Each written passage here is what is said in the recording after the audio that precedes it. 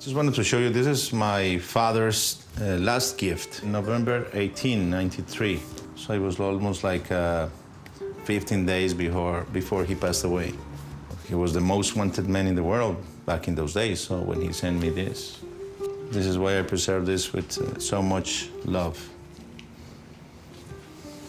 My name is Juan Pablo Escobar.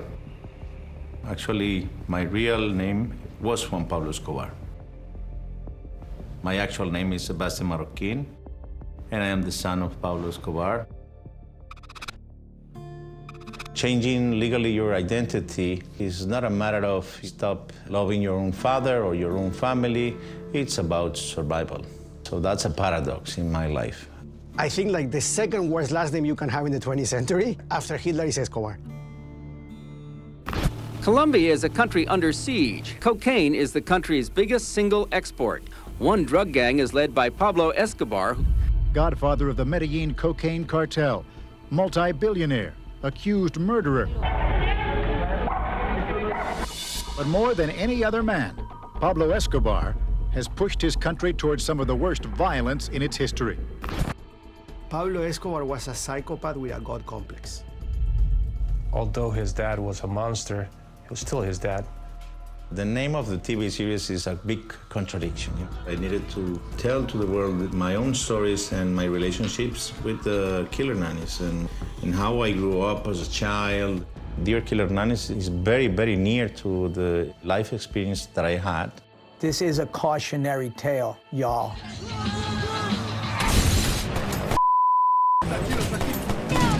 This is not a message about glorifying my father. It's a message about how can you make the right choices even if you are an Escobar. And 4 cameras. Ow, my nose. Oh, man. Oh, you got me. Gotta get him a new nose. A lot of white actors have to do Hamlet to be tested. I think Latino actors have to do Pablo Escobar. Si nadie vive tanto. Pablo. Bueno, pensemos en el plan a seguir y volvemos a hablar. Javier Bardem's done it. Wagner Moura, Benicio del Toro. So I felt like, let me see what I can bring to it. Let me see if I can take it to another level. Y agradezcanle a Dios, porque si fuera por mí, los mato. I'm a fan of his work, and I thought this would be the perfect guy for the job. I think my fan base that likes me doing gangstery things. Oh, look at you. And street stuff will love it even more because they know that I love that world. Que se tenga que morir. I read the scripts and I just read them and loved them. It wasn't shying away from showing him as the villain that he was, but also showing that villains aren't one-sided. They have all these different sides that you can't expect. Le presento a mi muchacho Juan Pablo, que ya se me creció. I studied hard. I studied every video that he had that was made of him, every recording of his, because I know people are going to be pulling up the YouTube videos of Pablo and News and myself. Todo el aparato jurídico del país. John's Leguizamo's acting was unique. Cannot be compared with others. John Leguizamo's acting made me cry. Nosotros somos uno hijo. I was trying to explain to him how kind was my father with us, with my little sister, with my mother, with me. Because back in those days, nobody looked good that a father just could give a kiss to his son.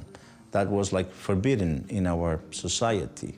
And my father didn't care. It's such a crazy lifestyle. And he even tried to get Michael Jackson to come perform for his son's birthday. That's a real incident. When we had our first meeting, he told me that story. I'm like, oh my God, I can't wait to tell that story in an episode. El regalo de mi cumpleaños es un helicóptero. Más grande. Un avión. Viene en avión. Michael Jackson. ¿Qué? Sí. And I was having the conversation with my dad and the idea. He was a criminal mind. It took like 1 minute for him to think about kidnapping Michael Jackson. Qué mejor manera de presionar a los gringos que secuestrando a su figurita favorita. So he actually saved his life. And he did pull the plug. No quiero mi regalo de cumpleaños. ¿Cómo? No quiero que venga Michael Jackson, papá. Vos te embobaste. I mean, a gangster's always a gangster, and you can't trust a gangster.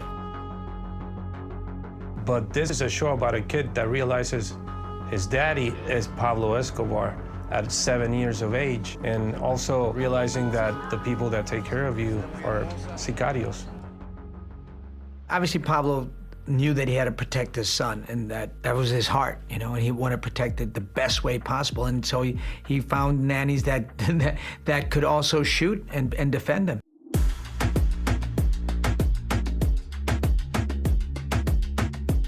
They were pretty rough with Juan Pablo during his youth. The boat scene at the beginning, they almost run him over with a boat.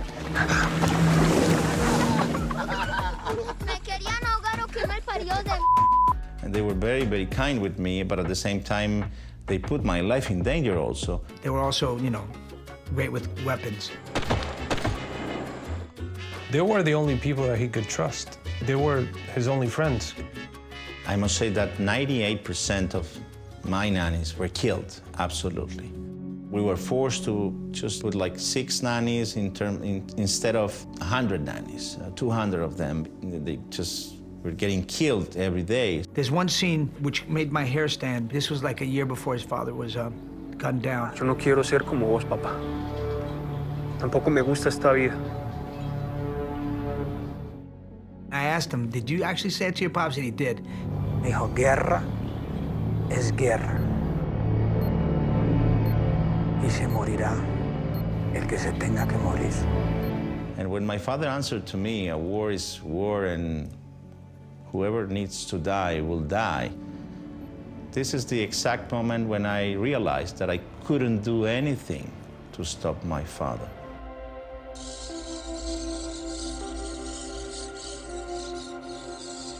I think Juan Pablo is a survivor.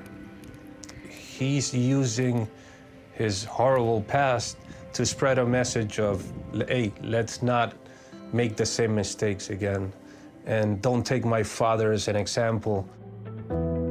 I think that there's always a way to move on. Doesn't matter if you are born like the son of Pablo Escobar. I have my father's chin, but I don't have, you know, his violence. I prefer to be a good guy. How was this young man able to pull himself out of this world with all this temptation and start a whole new life that was much more difficult? So I think I want people to walk away from that you can walk away from this lifestyle, and that he did, and what it takes to do that. This show is about redemption, 100%. And I think that even in the most absurd circumstances, there's a chance to redeem yourself. When I was watching for the first time, the TV series, I was with my wife. And she said to me, this is not accurate because I knew your father. And I said to her, look, darling, I never told you this story. This is truly what I lived and what I experienced being the son of my father.